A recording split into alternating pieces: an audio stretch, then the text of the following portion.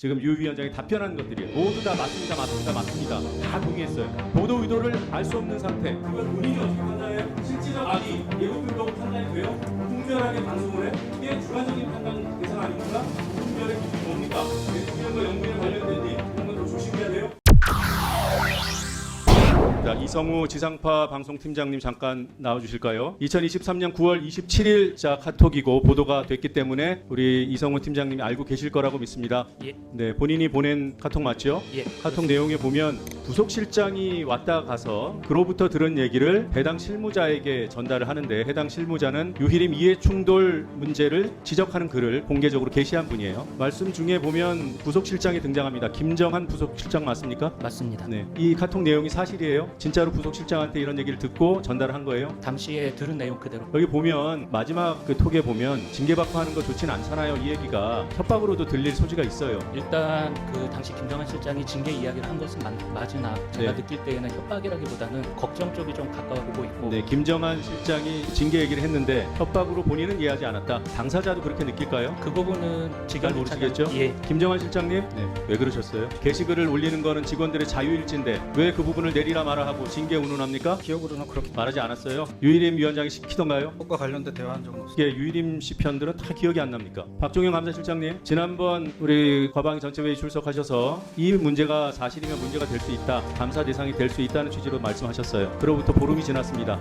진행된 게 있습니까? 지금 위원장 관련해서 감사가 진행 중인 걸 이거는 유일임 위원장과 관련된 것이 아니라 김정한 부속실장 그리고 이성우 팀장과 관련된 거잖아요. 관련해서 참고인 지수를 다 받았습니다. 이 사안을 지금 조사하고 계신 다 거예요? 받았습니다. 한정석 선방심위원 SNS 혐오글 확인했어요? 제가 못 받은 거. 아니 그런 거 좀 급히 확인해야 되는 거 아니에요? 정회도 있었고 식사 시간도 있었는데 안 급한 거죠. 이승만 통신심의국장님 나와주세요. PPT에 띄워주십시오.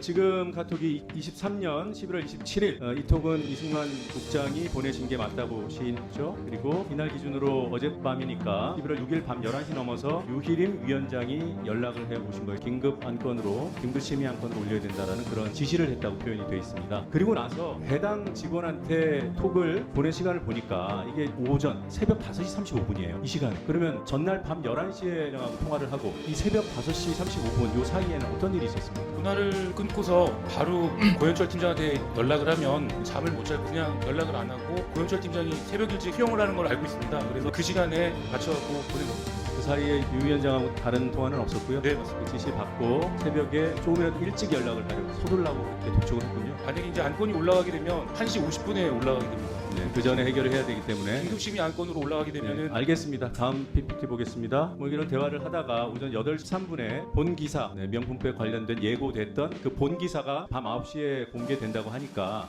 유희림 씨가 빨리 올려달라고 지시를 제차했다고 이렇게 얘기하는 거예요. 이건 이제 해당 영상을 차단하겠다는 뜻이라고 아까 인정하셨는데 그 예고편 영상의 차단을 의미합니까? 예고편. 예고편을 차단하면 어떤 효과가 있습니까? 예고편에 담겼던 그 영상은 다음번에 또 차단될 가능성이 있죠? 차단이 성공한다면? 그럴 확률이 있습니다. 네, 과정을 좀 정리를 해보면 26일 일요일 오후 4시에 예고편이 유튜브에 공개됐습니다. 짧게 밤 11시 이후에 유희림 씨가 긴급 안건으로 상정하라고 지시하고 새벽 1시 30분에 우리 이승만 국장께서 김건희 여사 측에서 새벽 1시 30분에 좀 허술하게 민원 신청을 넣고요. 그리고 새벽 5시 35분에 이 국장께서 고 팀장께 대화를 이제 시도하는 거죠. 그러다가 결국은 아침 9시까지 톡을 여러 번 주고받다가 고 팀장이 안 된다 그래요. 실무팀장으로서. 그리고 그 뜻을 유 위원장께 보고했죠. 같이 들어가서 보고 드렸습니다. 뭐라고 하던가요? 이 건의 쟁점은 두 가지입니다. 아니요, 뭐라고 하던가요? 잘 설명을 드렸고 네. 그 부분을 이해하시고 그러니까, 공인이든 사인이든 간에 명예훼손과 관련돼서는 깊은 사실 확인이 필요합니다라고 보고를 드렸고 네. 지금 신속심의로 올렸을 때는 사실 확인이 굉장히 어렵습니다라고 보고를 드렸더니 그 부분은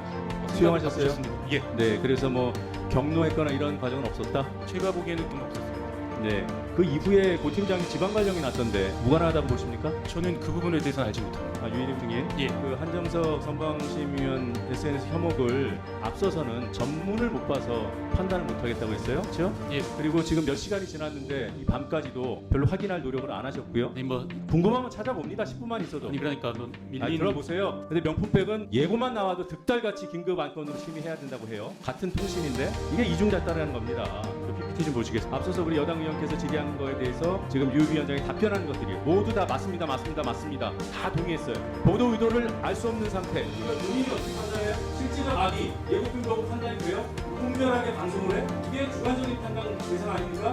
무분별의 기준이 뭡니까? 대통령과 영부에 관련된 일 이런 건 더 조심해야 돼요? 그런 기준이 어디 있습니까? 김 의원이 언론 매체가 대중으로부터 신뢰를 받는 지역으로 판단한다고요? 차별 시위를 하겠다는 겁니까? 이런 걸 다 맞다고 했어요. 그리고 하실 말씀 있냐고 했더니 누가 보더라도 불법 촬영에 의한 영상, 이런 독선적인 판단이 심의위원장으로서는 물론이고 심의위원장의 자격도 의심케 하는 겁니다. 사례가 전무하면 심의를 해야 돼요? 이런 게 어떻게 여기에 어느 하나 기준이 됩니까? 이게 다 맞다고요? 그러니까 당장 반도라는 겁니다. 유림 증인, 그 민원 접수하는 담당자들이 사적 이해 충돌이 의심되는 신청인의 이름을 발견하면 덮어야 됩니까? 확인을 해봐야 됩니까? 그 자체를 못하게 돼 있습니다. 그러시군요. 그렇게 예. 이해하시는군요. 예. 지금 방심위는 이해충돌방지법 대상 기관이에요. 사적 이해관계자임을 안 경우에는 안날로부터 14일 이내에 소속기관장에게 사실을 신고하고 회피를 신청하여야 한다. 의무로 규정돼 있어요. 사실관계를 어떻게 할까요? 의심이 먼저 우선되는 거고 그런 의심, 의혹이 생기면 확인해야죠. 공직자들은 그렇게 하는 겁니다. 그것도 모르고 있어요. 그러면 자 유희모이라는 이름으로 민원 신청이 들어와요. 그러면 그걸 받은 담당자가 위원장한테 혹시 동생분이 만약에 심의 신청을 한 거면 이해 충돌이 될 수 있습니다. 이 부분을 해야 됩니까? 말아야 됩니까? 됐어요. 하실 말씀이 없어요. 가족이 민원을 낸 사안을 위원이 심의하면 됩니까? 안 됩니까? 가족이 신청한지 누가 신청한지 모르는 상황에 저희들은 심의를 합니다. 알게 될 수 있어요. 현행 부정사항 절대로 알 수가 없습니다. 지금 유일임 위원장의 아드님께서 아버지 제가 오늘 민원 신청했습니다. 그러면 어떻게 하셔야 돼요? 회피하셔야 되죠. 알게 되면 공익 민원 신고에 대해 사적 이해 충돌이 해당되지가 해당하지 않는다. 그렇게 알고 있습니다.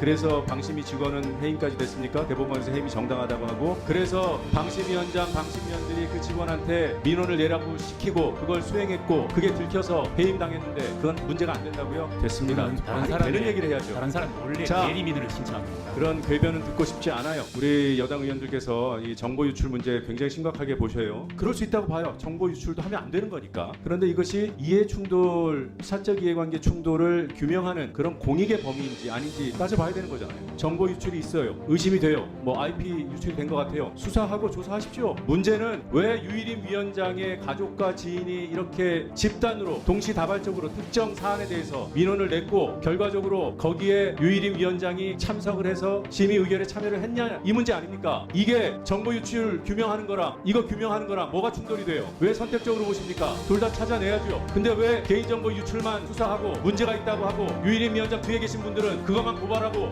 방심위에는 3번의 기회가 있었습니다. 지금 뒤에 앉아 계신 분들 지금 매우 불편하실 수 있을 텐데 이런 자리를 피할 수 있었던 3번의 기회가 있어요. 9월 4일부터 유일임 씨 가족 지인들 민원이 밀려 들어오기 시작합니다. 아까 뭐 9월 5일에 긴급 안건으로 지정이 됐는데 뭐 그 민원이 들어오기 전에 긴급 안건으로 의결이 됐다고요? 거짓말이에요. 긴급 심의 안건으로 의결된 게 9월 5일이고요. 그 심의 안건은 부결될 뻔했어요. 소위에서 의결은 전원이 동의해야 되잖아요. 야당 의원이 회의장을 나가는 바람에 그 기권을 그냥 반대 안 한 것으로 처리해가지고 의결했다고 한 거 아니에요. 그걸 떠나서라도 그 전부터 이게 밀려 들어오기 시작했어요. 왜? 긴급 안건 심의를 하는 게 쉽지 않은 절차이기 때문에 야당 의원이 그때는 있었기 때문에 그래서 민원 청구를 할 실익이 없었다고요? 그런 웃기는 소리가 어디 있습니까? 자, 3번의 기회. 9월 4일부터 밀려든 유일임 씨의 가족 지인들의 민원 신청 이것을 스스로 알고 막았으면 아무 문제가 없어요. 그리고 9월 14일 사적 이해관계 의심이 된다는 보고서를 작성했습니다. 장경식 단장은 보고한 적 없다 그러고 유일임 위원장은 보고 받은 적 없다고 하지만 보고받은 거 없습니다. 감사실장님 정년이 언제죠? 3년 남았습니다. 지금 2급이시죠? 2급입니다. 지금 계속 계시면은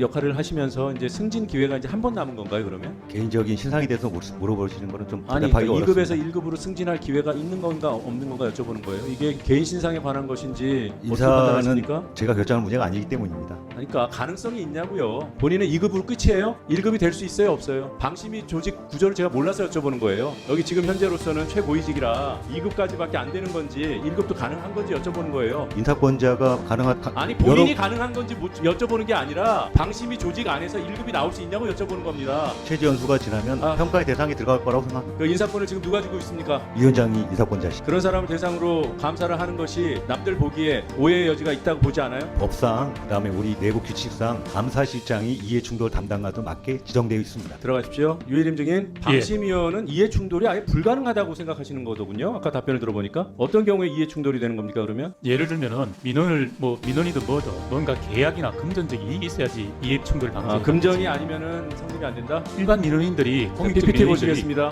현재 아들 동생들이 민원을 제기했고 그 해당 내용을 유일임 위원장이 심의를 했습니다. 이것은 이해충돌 방지법에 해당이 됩니까 안 됩니까? 사실관계에 따라서 맞다면 어떻습니까? 맞다면 저 이해충돌방법에 해당될 수 있겠습니다.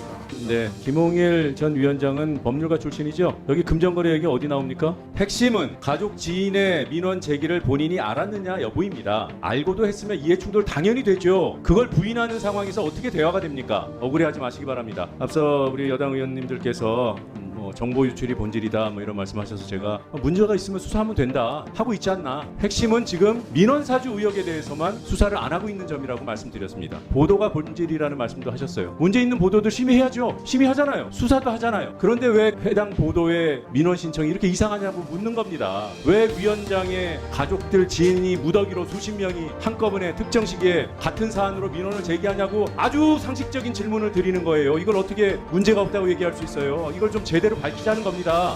민원사주 체계 이것이 불법이 될 수 있는 문제, 여기에 대한 핵심을 자꾸 안 보려고 하시는 것인지 정말로 모르시는 것인지. 가족 민원 낼 수 있어요. 그걸 얘기하는 게 아니라 가족이 민원을 냈으면은 그 해당되는 가족인 위원은 심의에 참여하면 안 된다는 얘기를 하는 거잖아요. 왜 가족이 민원을 제기할 수 없냐는 질문을 하십니까? 경찰 가족은 신고할 수 없냐고요? 신고해야죠. 그런데 그 가족이 신고한 사건은 그 경찰이 맡을 수 없어요. 그게 상식이고 우리나라 법이에요. 해당 기관들의 아주 기본 중에 기본이고, 그걸 방심위원장도 우리 여당 의원님들도 이걸 모른 척 하시니까 좀 그러실 분들이 아닌데 답답합니다. 새로운 게 없다고 하셨죠? 어느 정도까지 해야 새로운 건지 모르겠지만 지난해 말에 김건희 여사 명품백 수수 동영상 공개돼서 세상이 뒤집혔습니다. 이게 문제가 있다고 예고편만 보고 차단하려고 했다는 사실이 드러났어요. 본인이 인정했어요. 예고편 차단하려고 했다고. 배당 국정이 그랬습니다. 예고편을 차단하는데 성공하면 거기에 쓰인 동영상이 다 막힐 수 있다고. 그걸 노리고 한 겁니다. 이게 작은 일이에요? 대한민국의 방심위원장이 한 100명쯤 됩니까? 딱 한 명 있어요. 그리고 직무 관련 접대 위법 사실 본인 입으로 스스로 시인해놓고 문제될 것 같으니까 직무 관련성 없었다? 퇴근 파악되는 퇴근 일수 중에 91% 190일이 6시 이전에 퇴근한 이미 조퇴로 보입니다. 그런데 전부 다 업무 관련성이래요. 이런 거 확인해야 되지 않습니까? 퍼센테이지가 많아도 너무 많은 거 아니에요? 91%예요. 자그마치. 소명이 하나도 안 됩니다. 지난해 방심위에 대한 감사 결과 방통위가 뭐라고 했냐면 상임위원들도 방심위원장도 복무관리 규정 만들라고 했어요. 그거 아직도 안 만들고 있어요. 이런 것들을 지적하는 겁니다.